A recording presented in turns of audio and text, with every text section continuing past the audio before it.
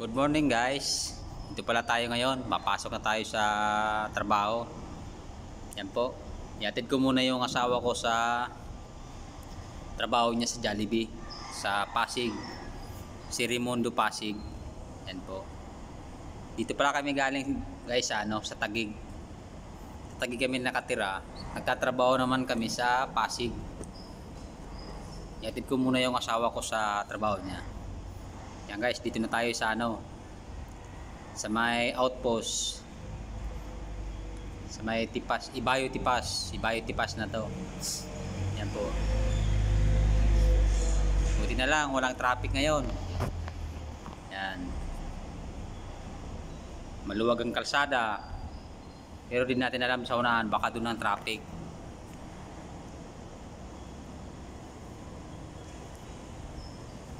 Araw-araw yan guys, minumotor lang namin kasi ang ano na ngayon, hirap pang commute, ang tagal makarating sa trabaho kasi pipila ka pa, kaya mas maganda talaga yung may may service.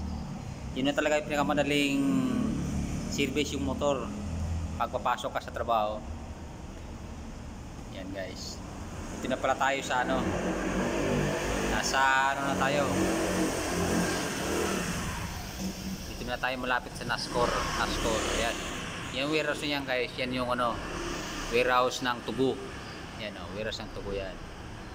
Diyan na tayo guys, yan. Dito naman sa kabila, yan na po yung condominium ng Nascor. Yan. Luwag lang ang kalsada, kaya madali tayo makakapasok sa trabaho. Yan. Tulad niyan tingnan mo yan guys, nag-aantay ng tricycle. Wala kang service sa motor. Tangali ka na makakarating sa trabaho mo, kaya mas maganda talaga yung marunong kang motor para pagpapasok sa trabaho madali.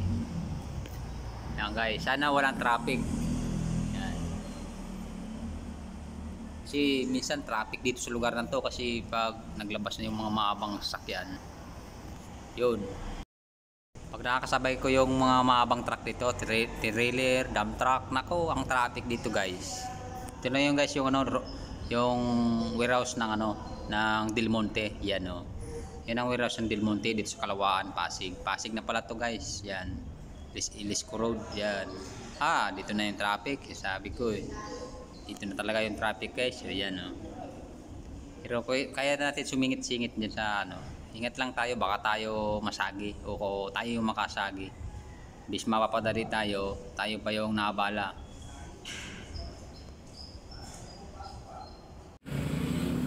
Dito na pala tayo guys sa Pasig na tayo. Nakalampas na tayo ng City Hall ng Pasig. Dito tayo sa yan. Sa bandang kanan niya, nandiyan yung turo ng opisina ng mga turo. Yan. Dito yan sa Pasig. Ang nito guys yan.